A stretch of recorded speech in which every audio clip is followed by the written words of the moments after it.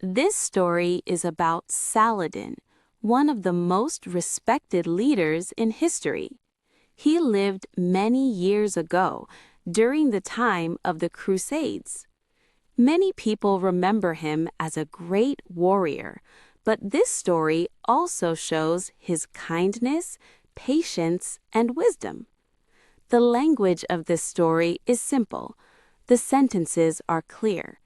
It is written to help English learners enjoy history while learning new words naturally. Saladin was born in the year 1137 in a small city called Tikrit near a great river. His family was not rich, but they were respected. His father was a soldier, and his uncle was a strong leader. As a child, Saladin was not loud or proud. He liked to read and listen more than to speak. While other boys trained with swords, Saladin spent many hours learning about religion, history, and poetry. People did not think he would become a great warrior. He was calm, polite, and careful with his words. When Saladin was still young, his family had to leave Tikrit. They traveled to Damascus, a beautiful city with gardens, schools, and markets. In Damascus, Saladin studied deeply. He learned about Islam, law, and leadership. He also trained as a soldier, but war did not interest him at first. He believed that true strength came from discipline and justice, not anger. At that time, many Christian armies from Europe came to the Middle East. They wanted to control Jerusalem, a holy city for Muslims, Christians, and Jews. These wars were called the Crusades. Cities were destroyed. Families were separated. Many people suffered. Saladin saw the pain of ordinary people. This made him serious and thoughtful. He began to understand that leadership meant protecting people, not only winning battles. Saladin's uncle was sent to Egypt to protect it from enemies. Saladin went with him, not knowing that this journey would change his life. After many events, Saladin became a commander. Later, he became the leader of Egypt. This surprised many people. Saladin was young and quiet, but he ruled with fairness.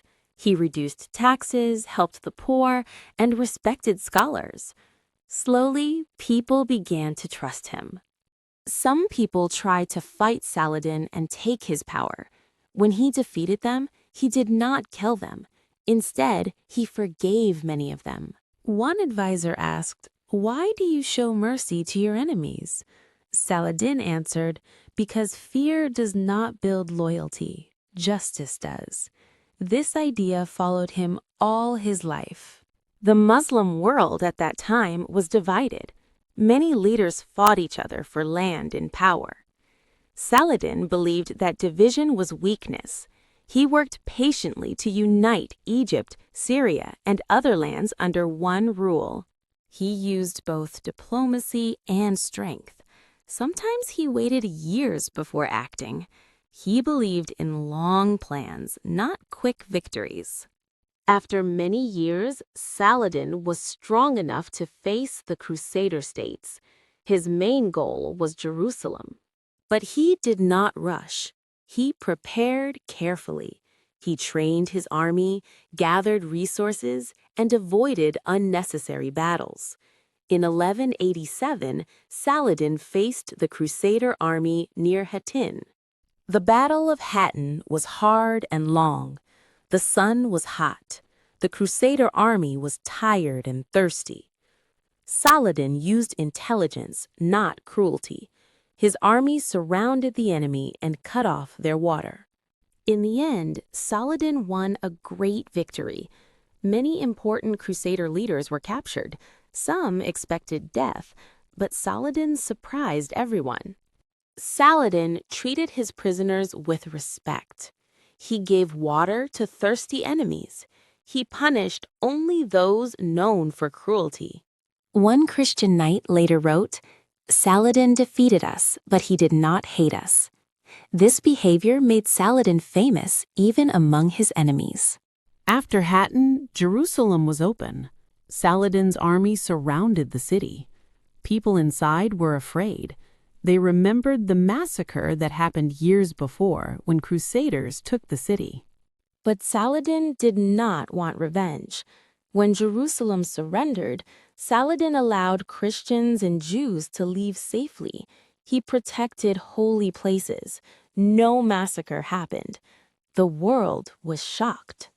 Even European kings began to respect Saladin. One of them was Richard the Lionheart, a strong crusader leader. They fought many battles, but they also respected each other. When Richard became sick, Saladin sent him a doctor and medicine. They never met face to face, but history remembers them as honorable enemies. Despite his power, Saladin lived simply. He did not collect gold or luxury. He gave most of his money to the poor, soldiers' families, and schools. When he died in 1193, people discovered something surprising. Saladin left almost no money. At Saladin's funeral, a man walked through the streets holding Saladin's shirt on a stick. He called out, "Behold, this is all that Saladin took with him from this world." People cried, but they also understood the message.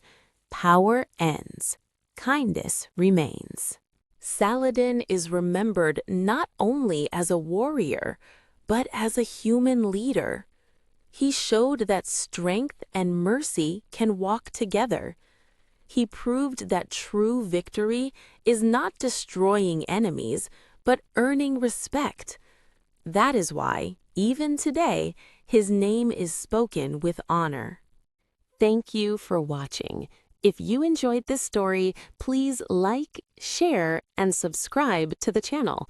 Your support helps us create more historical stories every week.